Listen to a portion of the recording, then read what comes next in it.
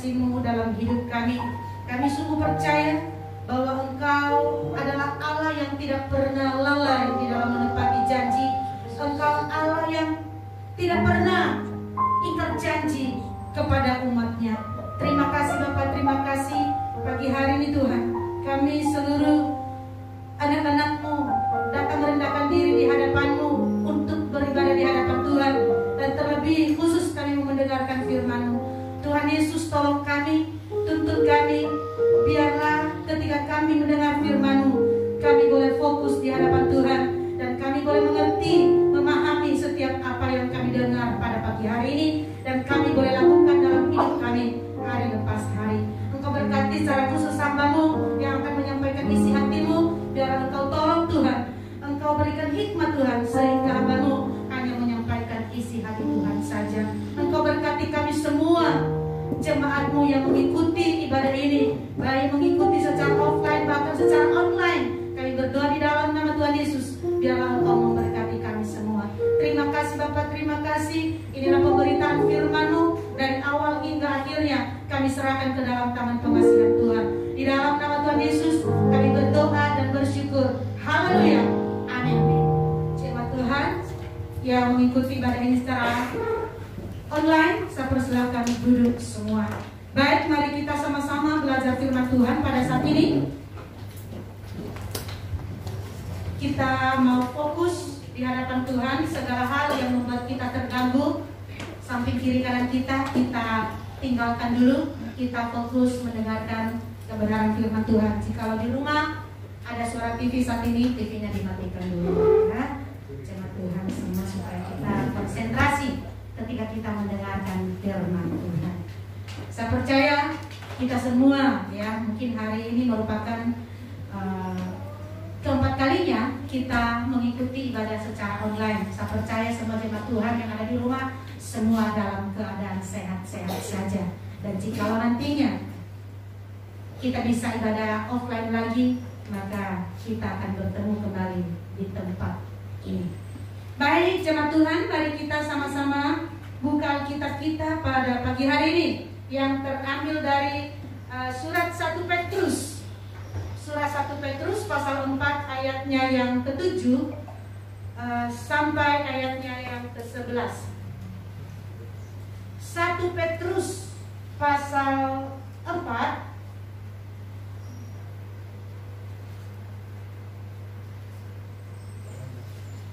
ayat 7 sampai ayatnya yang ke-11. Baik, saya akan membacakan bagi kita semua. Hidup orang Kristen, kesudahan segala sesuatu sudah dekat. Karena itu kuasailah dirimu dan jadilah tenang, supaya kamu dapat berdoa. Tetapi yang terutama kasihilah sungguh-sungguh seorang akan yang lain, sebab kasih menutupi banyak sekali dosa. Berilah tumpangan seorang akan yang lain dengan tidak bersungut-sungut. Layanilah seorang akan yang lain sesuai dengan karunia yang telah diperoleh tiap-tiap orang sebagai pengurus yang baik dari kasih karunia Allah. Jika ada orang yang berbicara, baiklah ia berbicara sebagai yang menyampaikan firman Allah. Jika ada orang yang melayani, baiklah ia melakukannya dengan kekuatan yang dianugerahkan Allah, supaya Allah dimuliakan dalam segala sesuatu karena Yesus Kristus. Ialah yang mempunyai kemuliaan dan kuasa sampai selama-lamanya. Amin. Haleluya. Kita sudah membacakan kebenaran firman Tuhan pada pagi hari ini. Kalau tema kita di bulan Juli ini, jangan menyerah, jadilah pemenang. Jangan menyerah, jadilah pemenang. Ini merupakan keempat kalinya ya di ibadah umum. Walaupun secara online kita dengarnya ya tentang jangan menyerah dan jadilah pemenang ya. Kalau di minggu pertama kita belajar bagaimana caranya supaya kita menjadi pemenang. Tentunya kita harus menjadi pendengar yang baik supaya tidak salah melakukan sesuatu, karena memang pendengaran ini sangat dibutuhkan Bapak Ibu Saudara semua. Kenapa? Karena tanpa mendengar dengan baik maka kita akan salah melakukan. Segala sesuatu yang kita sampaikan akan salah kita lakukan ketika kita tidak memberikan pendengaran kita dengan baik, sehingga terjadi terus kesalahpahaman satu sama lain. Ya, karena kurang memberi pendengaran. Mungkin hal ini kita berkata, cuma mendengar doang, aku juga udah bisa dengar kok. Tetapi kalau kita tidak memberi pendengaran dengan baik, maka apa yang kita dengar hanya lalu begitu saja, lewat begitu saja. Akhirnya kita sakit tadi apa ya? Akhirnya yang nyuruh marah-marah. Kenapa? Karena apa yang disuruh tidak sesuai dengan yang diharapkan yang datang. Satu yang disuruh, satu yang dilakukan. Makanya coba Tuhan supaya kita tidak salah di dalam mencapai sesuatu, tentunya kita harus memberi pendengaran dengan baik. Ya, kita harus memiliki iman yang kuat dan tinggalkan ego. Di minggu yang kedua ada usaha, ada gerakan yang harus kita lakukan, ya, supaya kita mencapai sebuah tujuan. Ada ketaatan dan kita merespon dengan baik. Nah, di minggu yang ketiga, bagaimana caranya supaya kita menjadi seorang pemenang? Jangan tawar hati, Bapak Ibu Saudara. Karena kalau sudah tawar nggak ada rasa, hambar semuanya. Seperti air putih, nggak ada rasanya. Kalau udah dikasih gula baru manis. Manis juga ya airnya, iya manis. Kok asin sih? Iyalah, asin udah dikasih garam. Ya, ini tawar, nggak ada rasa. Nah, kalau tidak ada rasa, bagaimana caranya supaya berasa? Ya, kita harus apa? Tetap sukacita. Ya, saya review kembali. Tetap sukacita, tetap berdoa dengan iman, mengucap syukur dalam segala hal. Itulah kalau kita mau menjadi seorang pemenang. Jangan tawar hati, Bapak Ibu Saudara. Dengan keadaan yang sekarang ini membuat kita jadi tawar, hambar kepada yang lain. Kasih kita juga hambar. Tetapi firman Tuhan mengingatkan kita kembali sebagai anak-anak Tuhan yang baik, yang manis di hadapan Tuhan. Jangan engkau tawar. Sukacitalah senantiasa, tetaplah berdoa dan ucapkanlah syukur selalu. Nah, hari ini ya, bagaimana kita supaya kita menjadi seorang pemenang? Jangan menyerah. Apakah kunci daripada seorang anak Tuhan supaya dia menjadi seorang pemenang? Hal yang pertama, kunci pertama yang harus kita miliki sebagai anak-anak Tuhan supaya kita menjadi seorang pemenang. Pertama adalah kuasai diri, menguasai diri. Kunci pertama di dalam ayat yang ke-7, kesudahan segala sesuatu sudah dekat, karena itu kuasailah dirimu. Nah, hal yang pertama, kita harus menguasai diri. Kenapa kita harus menguasai diri? Karena tanpa penguasaan diri, maka segala sesuatu yang kita lakukan akan berantakan. Emosi yang meledak-ledak, keegoisan, kemalasan, kemarahan yang ada dalam diri kita, tanpa kita kuasai dengan baik, maka semua akan membawa kita ke dalam hal-hal yang tidak baik. Apalagi dengan kondisi sekarang ini, tekanan ekonomi. Kalau tidak ada uang di rumah, mau beli apa saja nggak ada uang, emosi cepat meninggi.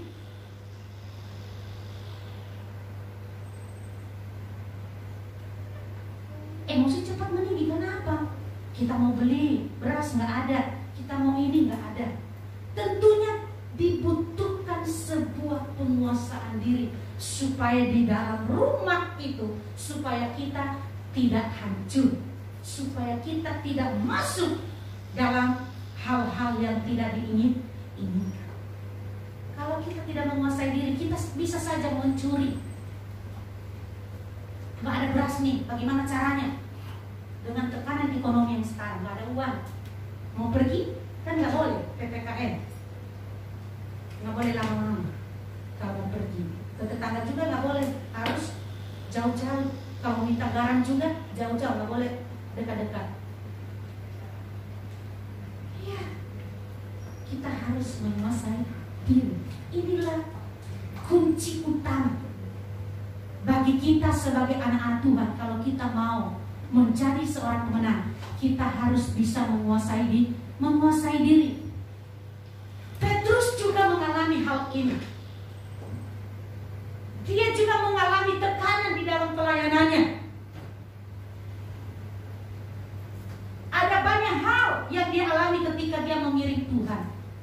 Ketika dia berkata kepada Tuhan, Tuhan, saya mengasihi Engkau. Apapun yang terjadi, saya akan selalu bersama dengan Tuhan. Tetapi kasihnya teruji ketika Tuhan mau disalib. Dia menyangka bahwa saya tidak mengenal Yesus. Dia mengalami tekanan, takut kalau digorok juga. Tetapi akhirnya dia menyadari, Tuhan, aku salah. Aku sudah melakukan kesalahan. Akhirnya dia balik kepada Tuhan. Petrus juga sama dipakai Tuhan secara luar biasa, memenangkan banyak jiwa. Kalau kita baca di Kisah Para Rasul, kan ini kan bahan bacaan kita masih Kisah Para Rasul. Bagaimana Petrus dan Paulus dipakai oleh Tuhan secara luar biasa untuk menyampaikan kabar baik kepada semua orang. Banyak orang percaya. Petrus juga mengalami hal demikian, mengalami tekanan. Ada banyak hal yang dialami ketika dia mengiring Tuhan. Tetapi dia mau berkata, dia mau berserah diri. Saya mau menguasai diri. Bagaimana saya bisa menang di dalam pelayanan ini, di dalam tekanan pelayanan yang saya alami ini?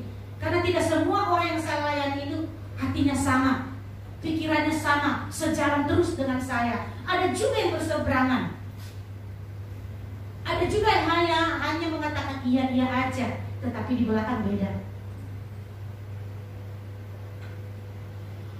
Dia juga mengalami hal yang sama. Tapi dia berkata, kita harus menguasai diri. Kuasailah diri kita. Kesudahan segala sesuatu sudah dekat. Sudah dekat Bapak Ibu Saudara. Apakah ini berbicara tentang kedatangan Tuhan? Apakah Tuhan sudah mau datang hari ini? Kedatangan Tuhan dalam pribadi kita berbeda-beda. Marilah kita selalu siap sedia. Marilah kita kuasai keadaan kita. Ketika Petrus mengalami hal itu juga, dia berkata, Tuhan, ini aku. Tolong aku, biarlah aku bisa menguasai diri. Tanpa Tuhan di dalam hidup Petrus, dia juga akan bisa melakukan hal-hal yang kejam, hal-hal yang tidak berkenan di hadapan Tuhan. Kita sebagai anak-anak Tuhan, mungkin yang melayani di tempat ini, kita juga mengalami hal demikian. Kita mengalami tekanan, mungkin tekanan dalam rumah tangga dari orang tua. Tetapi kita juga harus bisa menguasai diri. Jangan sampai kita memberontak juga kepada orang tua. Kita menghargai orang tua. Kita harus bisa menguasai diri.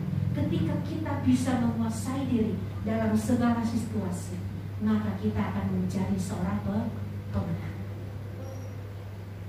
Yang harus kita lakukan, kunci pertama yang harus kita tanamkan dalam diri kita sebagai anak-anak Tuhan, penguasaan diri. Kalau di dalam Galatia, buah roh terakhir adalah penguasaan diri. Itu buah roh yang ke-9, penguasaan diri. Kita harus kuasai diri. Kenapa? Bahwa salah satu ciri anak Tuhan yang sudah hidup di dalam Kristus, dia mampu menguasai diri, menguasai pembicaraannya, menguasai lidahnya, sehingga tidak mengatakan hal-hal yang tidak baik, tetapi yang diperkatakan adalah yang baik-baik saja. Amin. Amin jemaat Tuhan. Amin. Saya percaya yang mengikuti ibadah ini secara online masih online terus. Tidak ada yang tutup telepon, hanya online sebentar. Kita kasih jempol dulu, keluar lagi ya. tetapi akan mengikuti sampai selesai. Baik mengikuti secara live di Facebook dan di YouTube. Nah, sama-sama kita diberkati oleh Tuhan. Mari kita menguasai diri. Kuasailah diri kita dengan baik. Tekanan boleh ada, sakit penyakit boleh ada, tetapi mari kita kuasai diri kita. Kita sabar terlalu lama. Ya, memang kesabaran itu perlu dilatih. Tidak akan lancar begitu kita katakan saya mau sabar. Dilatih terus hari lepas hari. Hal yang kedua, kunci yang kedua, kalau kita mau menjadi seorang pemenang, masih di ayat yang ke-7. Karena itu kuasailah dirimu dan jadilah tenang. Nah, jadilah tenang. Kita juga harus tenang dalam situasi apapun. Nggak boleh berasa brusuk. Tenang, slow, santai. Ya. Tetapi kalau kerja jangan bersantai-santai. Ya. Kalau kerja memang harus kita cepat supaya kita tidak ketinggalan. Kalau kita santai-santai kita ketinggalan kereta, ketinggalan zaman. Nah, tuh. Kalau santai-santai kerja, yang lain sudah sampai kita masih santai-santai. Yang lain sudah selesai pekerjaannya, kita entar lagi. Kalau kerja mah nggak boleh tenang, nggak boleh santai-santai. Tetapi kalau ada masalah, kita harus tenang menyikapinya, menghadapinya, supaya kita tidak salah kaprah, tidak salah ngambil keputusan. Tetapi kalau kerja beda, harus kerja cepat, jangan lama-lama. Hari ini selesaikan, jangan kerjakan dikit aja udah selesai ya, padahal rumputnya masih banyak di sebelah sana. Jadi kita mengerjakan bukan hanya ya itu aja, yang penting 5 menit sudah kelar. Ternyata di samping-sampingnya masih banyak pekerjaan kita. Iya, saya udah cuci piring loh, iya, tetapi yang lainnya masih berantakan. Nah, itu masih berantakan yang lainnya, yang penting sudah dikerjakan hanya satu. Di dalam Mazmur ya, dikatakan bahwa hanya dekat Allah saja aku tenang. Kita buka dulu Mazmur 62 ayat 1. Ya. Boleh ditampilkan Abang-abang? Mazmur 62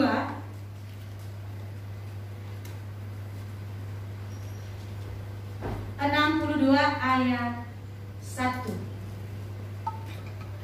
Untuk pemimpin biduan menurut Yedutun Mazmur Daud, hanya dekat Allah saja aku tenang, daripadanya lah keselamatanku. Nah, jemaat Tuhan yang terkasih, bahwa ketika kita dekat dengan Tuhan, maka kita akan mendapatkan ketenangan. Makanya jangan jauh-jauh dari Tuhan. Keadaan apapun yang kita alami, jangan jauh-jauh dari Tuhan. Tetapi kita harus dekat kepada Tuhan. Kenapa? Ketika kita dekat dengan Tuhan, maka kita akan mendapatkan ketenangan. Kita akan mendapatkan kedamaian. Karena hanya dekat Allah saja kita tenang. Bukan berarti kita tidak, saat ini sih kita bisa duduk tenang, manis, ya. Duduk yang manis, duduk yang manis. Duduk cantik, sama duduk cantik.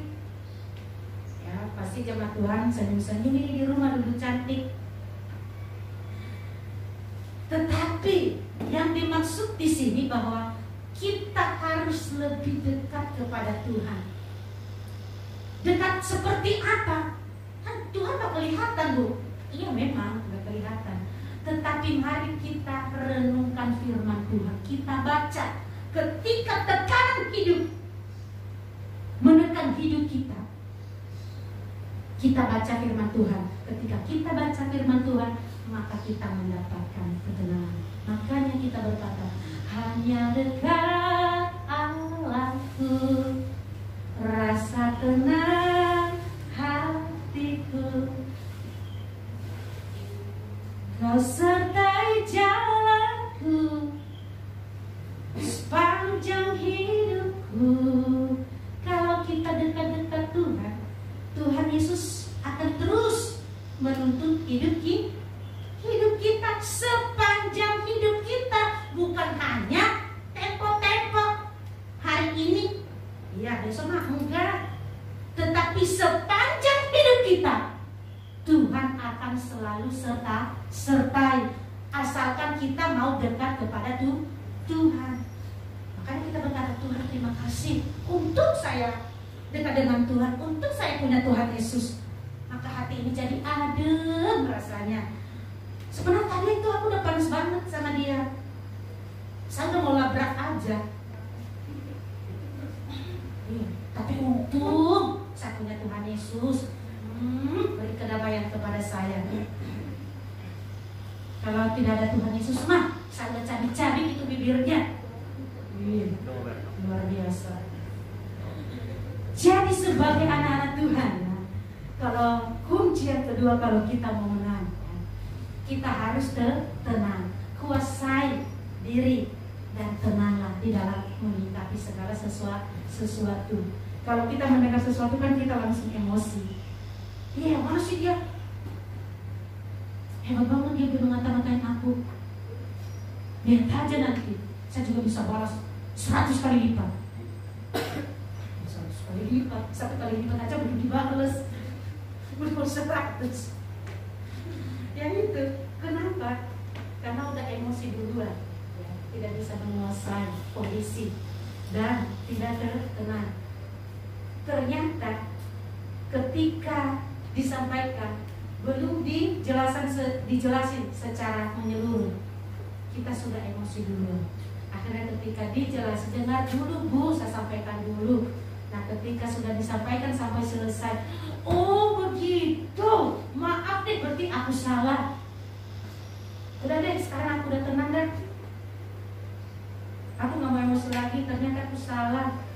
Jadi cuma Tuhan yang terkasih, marilah kita dengar setiap pemberitaan secara menyeluruh. Jangan sepotong supaya kita tidak emosi tingkat debat. Nah, kalau sudah emosi bahaya. Emosi semua meledak-ledak. Makanya pancinya semua terbang ke sana kemari. Bisa. Belum lihat panci terbang? Ya, belum. Boleh dipraktekin nanti. Ditangkis pancinya. Kita berkata, wah hebat juga ya. Ternyata bukan hanya bola yang bisa ini, ternyata panci juga bisa. Ya bisa. Kalau tidak ada bola maksudnya. Jadi pakai panci saja. Jadi seperti itu zaman Tuhan, kita harus bisa tenang, ya, supaya kita tidak masuk ke dalam jurang yang tidak kita harapkan. Hanya itu yang bisa kita lakukan jemaat Tuhan. Kunci yang pertama tadi, menguasai diri. Kita harus kuasai diri kita. Kedua, kita harus tenang. Apapun kondisi kita saat ini, walaupun kita tidak punya uang, ya mungkin berasnya tinggal sampai siang ini, kita harus tenang. Tenang menghadapinya, supaya kita tidak stres, tetapi kita tetap memiliki damai. Damai yang diberikan hati senang. Kita harus senang bersama dengan Tuhan. Hal yang ketiga, kunci yang ketiga kalau kita mau menang, di ayat yang ke-7, jadilah tenang supaya kamu dapat berdoa. Ya. Hal yang berikutnya adalah berdoa. Kalau berdoa udah disampaikan berulang-ulang kali. Setiap kali khotbah pasti pengkhotbahnya, para pembawa firman Tuhannya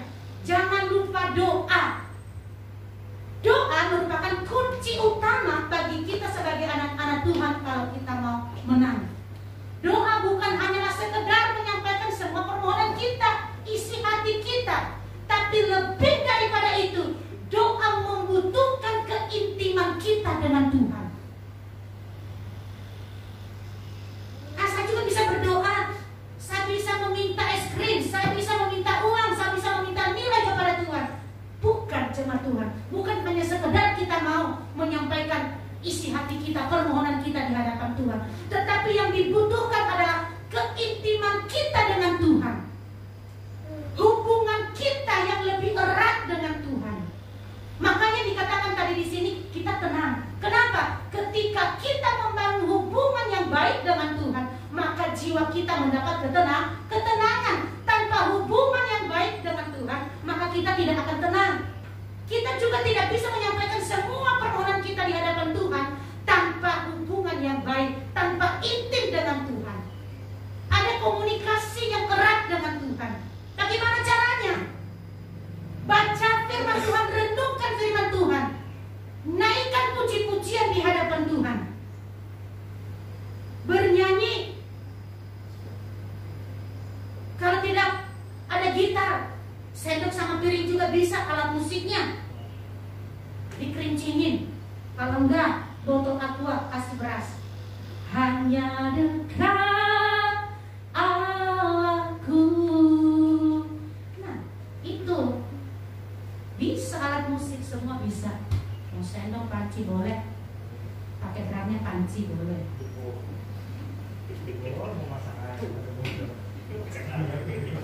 Makanya kalau kita pakai sendoknya, jangan pakai emosi. Iya, kita tidak bisa main musik pakai emosi, tetapi kita mainkan musiknya dengan hati yang baik, dengan hati yang senang, sehingga hasilnya bagus. Hanya dekat Allahku ini.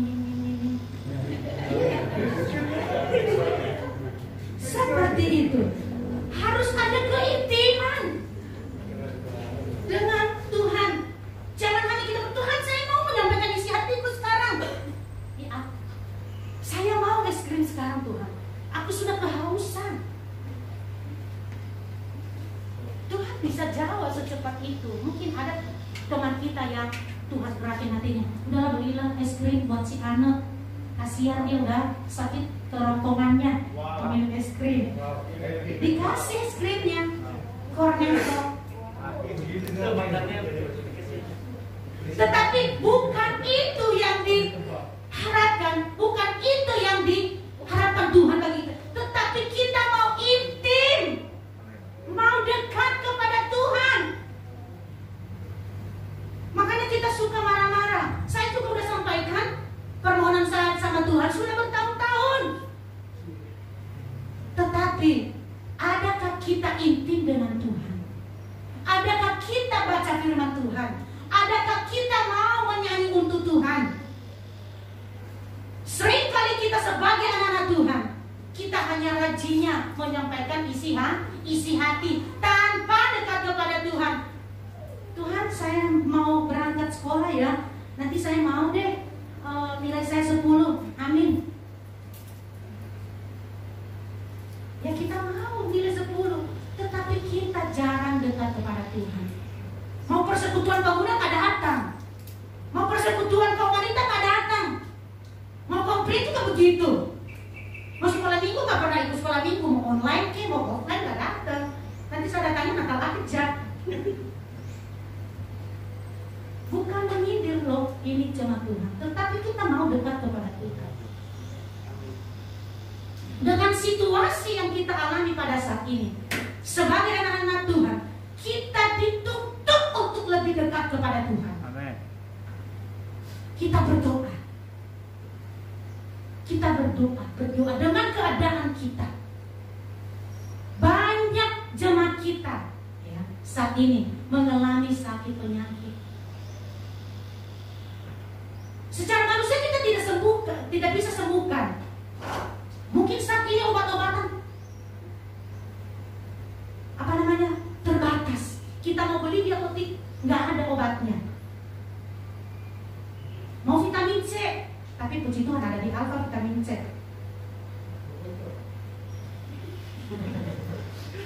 Nggak ada. Terbatas semua obat-obatan yang kita butuhkan. Tetapi bagaimana caranya? Kita datang merendahkan diri di hadapan Tuhan. Kita intip dengan Tuhan. Kita menangis di bawah kaki Tuhan. Kita sampaikan melalui doa. Kita rubah doa kita saat ini. Jangan kita datangnya karena kita menyampaikan permohonan kita di hadapan Tuhan. Tetapi kita mau lebih daripada itu, karena kita mau membangun hubungan yang baik dengan Tuhan. Mungkin selama ini kita berpikir, Tuhan, saya mau datang berdoa di hadapan Tuhan karena saya mau menyampaikan permohonan saya di hadapan Tuhan. Tetapi mari kita ubah sekarang. Saya mau datang kepada Tuhan bukan karena saya menyampaikan isi hati saya, tetapi saya mau intim dengan Tuhan. Saya mau lebih dekat kepada Tuhan. Karena ketika saya dekat kepada Tuhan, saya akan mendapatkan ketenangan. Saya bisa menguasai diri saya. Bahkan ketika saya intim dengan Tuhan, apapun yang kami sampaikan di hadapan Tuhan, Tuhan akan dengar. Tuhan akan jawab bagi kami. Amin. Amin. Jangan hanya kita datang ke hadapan Tuhan ketika kita mau mendengar. Saya dengar kalau doa itu cepat dijawab Tuhan. Kalau ikut perjamuan kudus itu cepat dijawab Tuhan. Tidak, jemaat Tuhan. Adakah hatimu dekat kepada Tuhan? Adakah hatimu melekat kepada Tuhan? Itu yang diharapkan Tuhan bagi kita. Kalau kita mau menjadi pemenang, engkau harus dekat-dekat kepada Tuhan. Jangan jauh-jauh. Kenapa? Ketika kita dekat kepada Tuhan, penyertaan Tuhan di sepanjang hidup kita akan selalu kita rasakan. Amin. Amin. Amin.